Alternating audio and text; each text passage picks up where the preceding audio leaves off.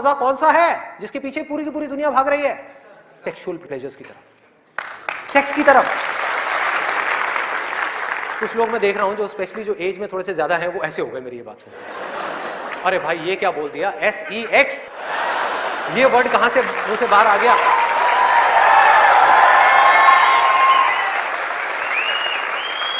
Sex में मजा है या नहीं है?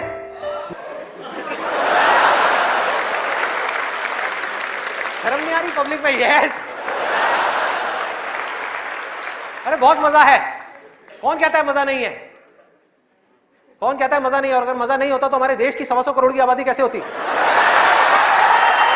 सोचो, लोग कर क्या रहे हैं? एक स्टूडेंट की लाइफ की एक बहुत बड़ी प्रॉब्लम है जिसके बारे में कोई बात ही नहीं कर रहा, जिसके बारे में कोई बात ही नहीं कर रहा। स्टूडेंट्स की हिम्मत नहीं हो रही है बात बोलने की यहां पर, क्योंकि बहुत सारे और भी लोग बैठे हुए हैं। लेकिन जड़ क्या है प्रॉब्लम की, मैं वो समझ सकता हूं क्योंकि मैं उस फेज से निकल चुका हूं। मैं कोई 50 साल पुराना आदमी नहीं हूं। हाँ। अरे भाई मैं समझ सकता हूं आपके ऊपर क्या बीत रही है। मैं समझ सकता हूं कि साइंटिफिकली जब हमारी बॉडी के अंदर हार्मोनल चेंजेस होते हैं तो क्या होता है। इस प्रॉब्लम के बारे में कोई बात ही नहीं कर रहा। पेरेंट्स कह रहे हैं पढ़ो, टीचर्स कह रहे हैं पढ़ो, कोई ये नहीं बता रहा कि यहां से अपना ध्यान कैसे हटाए, कैसे हटाए।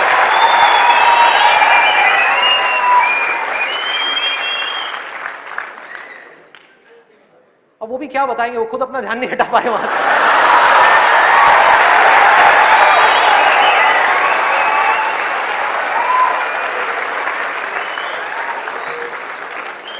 मुझे लग रहा है यहां पर कुछ पेरेंट्स थोड़ी देर में बगावत करने वाले हैं। भाई ये ज्यादा हो रहा है, हमारी संस्कृति में ये सब बातें अलाउड नहीं है, हमारे कल्चर में ये सब बातें फिट नहीं होती। कौन सा कल्चर, कौन सी संस्कृति? ध्यान से समझो क्या मैं बोलने वाला हूं। मैं बुराई नहीं कर रहा किसी चीज की, मैं सिर्फ इतना सा कह रहा हूं, कल्चर बनता है सिचुएशंस के अकॉर्डिंग।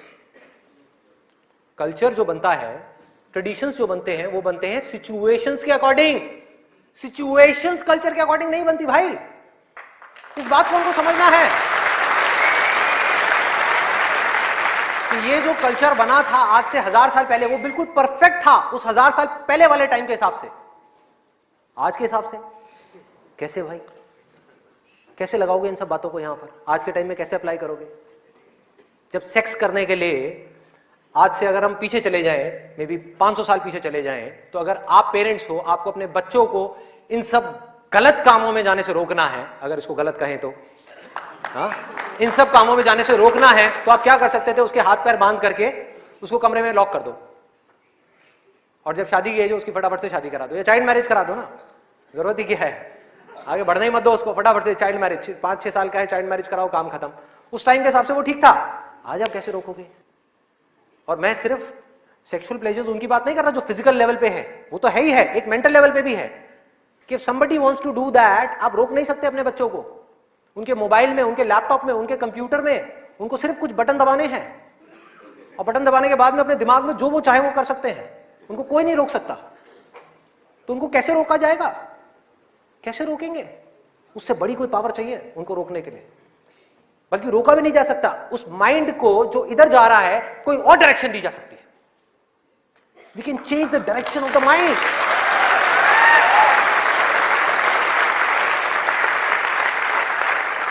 ये पावर इतनी बड़ी है कि इसको कंट्रोल नहीं किया जा सकता, इसको रोका नहीं जा सकता, इसकी डायरेक्शंस को चेंज किया जा सकता है, माइंड की एनर्जी इसको कहीं और लगाया जा सकता है।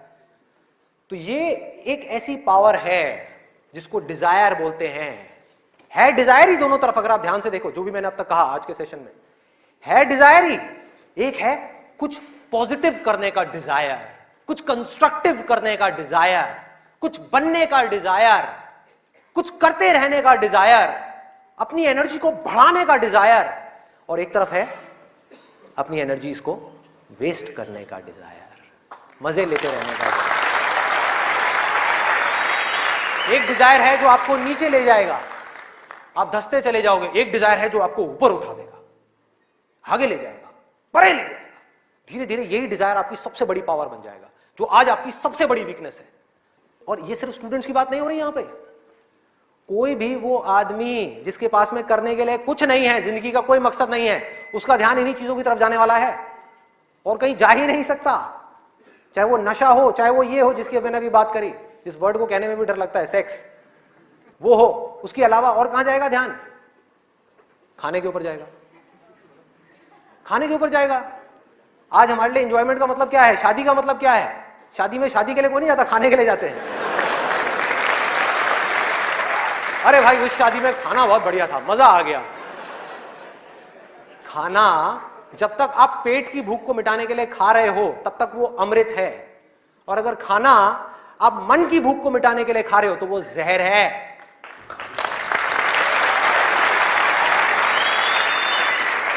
ये सारी बातें हमको पता है अंदर तक, लेकिन जड़ क्या है? करने के लिए कुछ और है ही नहीं, तो क्या करें? खाने में ही मजे लेंगे ना। या तो करने के लिए और कोई ढंग का काम हो, कोई और मकसद हो जिंदगी में, कोई डिजायर हो, उसको तो पूरा करें। है ही नहीं तो क्या करें? यही करो ना, खाओ पियो मस्त रहो। एनर्जीज कहां चली गई? खाने के ऊपर चली गई, क्योंकि खाने में मजा है। कौन कहता है खाने में मजा नहीं है? अरे बहुत मजा आता है। आपको जो फेवरेट खाना है वो आपके सामने आ जाए और खाए जाओ खाए जाओ खाए जाओ, क्या फर्क पड़ता है? क्या फर्क पड़ता है? खाए जाओ, उसके बाद में फर्क पड़ता है, उस दिन नहीं फर्क पड़ता।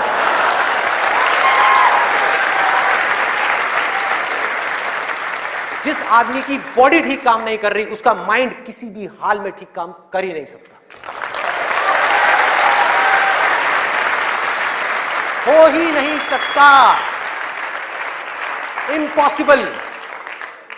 यही बात बुद्ध ने भी कही थी आज से 2500 साल पहले, कि अगर हमको अपने माइंड को क्लियर रखना है, शार्प रखना है, फोकस्ड रखना है, कंफ्यूजन्स को खत्म करना है, तो हमको अपनी बॉडी के ऊपर काम करना ही पड़ेगा और कोई दूसरा ऑप्शन नहीं है।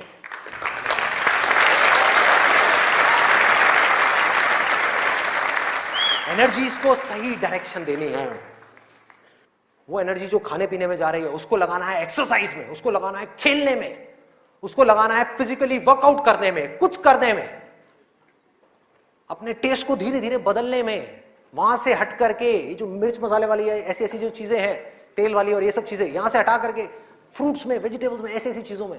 अब मैं और ज्यादा नहीं बोलूंगा, नहीं तो ऐसा लगेगा न्यूट्रिशन की क्लास चल रही है। आगे बढ़ते हैं। तो ये मैंने आपको 3 चीजें बताई। और क्या है जिसमें मजा आता है?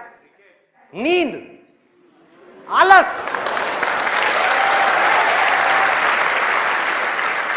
सोने में बड़ा मजा आता है। सोते रहो, रिकॉर्ड बनाते रहो।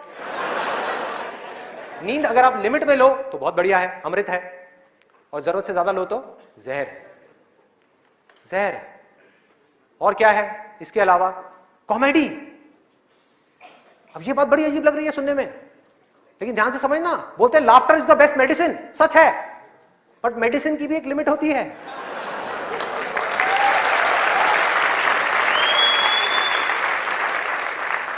आपने 2 घंटा लग करके पढ़ाई करी, दिमाग का दही हो गया, उसके बाद में बैठ करके आप 15 मिनट के लिए कोई कॉमेडी वीडियो देख रहे हो इंटरनेट पे, वो तो ठीक है, लेकिन पूरा दिन बैठे बैठे बस कॉमेडी की तरफ ही घूमते रहो तो क्या होगा?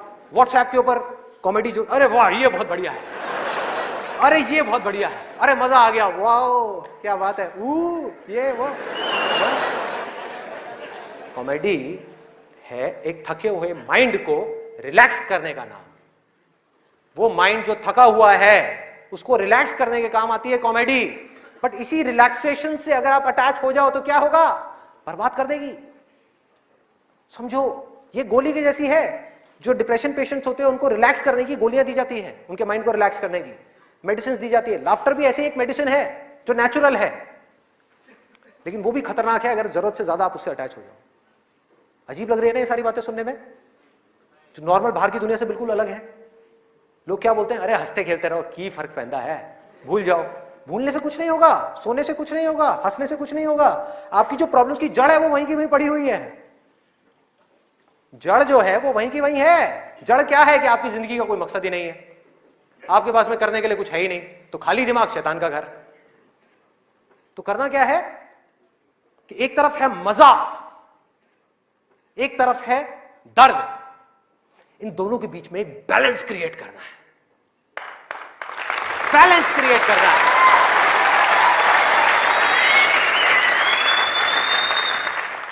मैं ये नहीं कह रहा कि सिर्फ ये करना है या सिर्फ वो करना है, नहीं, दोनों के बीच में बैलेंस क्रिएट करना है। अरे मैं भी मूवीज देखता हूं, मैं भी बहुत कॉमेडी शोज देखता हूं, मैं भी बहुत मजे करता हूं, अपनी जिंदगी को खुल करके जीता हूं, लेकिन साथ साथ में बैलेंस क्या है कि वो काम जो करना जरूरी है, उसको करने के लिए जो मैं करना चाहता हूं, चाहे उसको करने में कितना भी दर्द क्यों ना हो, उस दर्द को सहने के लिए मैं तैयार हूं।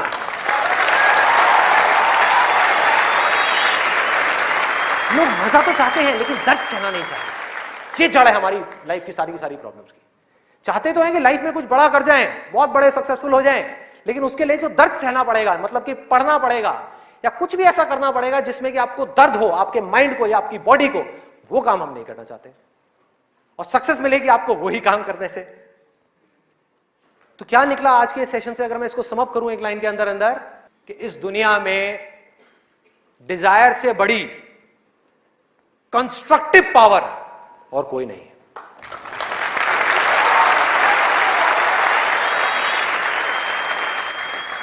सब कुछ बदला जा सकता है अपनी जिंदगी में भी और इस पूरी दुनिया में भी। इस पूरी की पूरी दुनिया को एक नई डायरेक्शन दी जा सकती है उस डिजायर की वजह से, अगर ये डिजायर सही डायरेक्शन में है तो। यही डिजायर अगर गलत डायरेक्शन में चला जाए तो इससे बड़ी डिस्ट्रक्टिव पावर भी इस पूरी दुनिया में और कोई नहीं। जो लोग ऑलरेडी एक पर्टिकुलर एज पे पहुंच चुके हैं, मैं उनके लिए नहीं बोल रहा, लेकिन आज यहां पर जो स्टूडेंट्स बैठे हुए हैं, जिनके आगे अपनी पूरी की पूरी जिंदगी पड़ी हुई है, उनको यह फैसला करना होगा भाई। और आपके फैसले के ऊपर इंडिया का नहीं, इस पूरी दुनिया का फ्यूचर डिपेंड करने वाला है।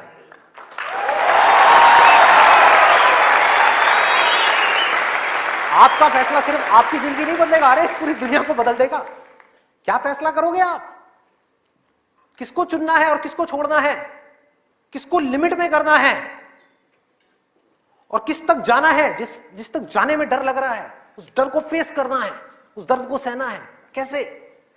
तो अंदर से सिर्फ एक चीज बोलते रहना है, सिर्फ एक लाइन, कि मुझे जिंदगी में कुछ करना है, मुझे कुछ करना है, मुझे कुछ करना है, मुझे कुछ करना है, मुझे कुछ करना है, मुझे कुछ करना है, मुझे कुछ करना है, मुझे कुछ करना है, मुझे कुछ करना है, मुझे कुछ करना है, मुझे कुछ करना है, मुझे कुछ करना है, मुझे कुछ करना है, मुझे कुछ करना है, मुझे कुछ करना है, मुझे कुछ करना है, मुझे कुछ करना है, मुझे कुछ करना है, मुझे कुछ करना है, मरते दम तक करना है, करते रहना है, चाहे कुछ भी हो रहा है, मुझे करते रहना है, मुझे हार नहीं माननी, मुझे कुछ करना है, मुझे कुछ करना है, मुझे कुछ करना है। इसको छोड़ना नहीं है, इसको पकड़ करके रखना है। आसान है, बहुत आसान है। अंदर से जिस दिन आ गया ना कि मुझे कुछ करना है और वो करना भी आसान है, अरे तो कौन रोकेगा आपको भाई? सोचो, बढ़ो आगे।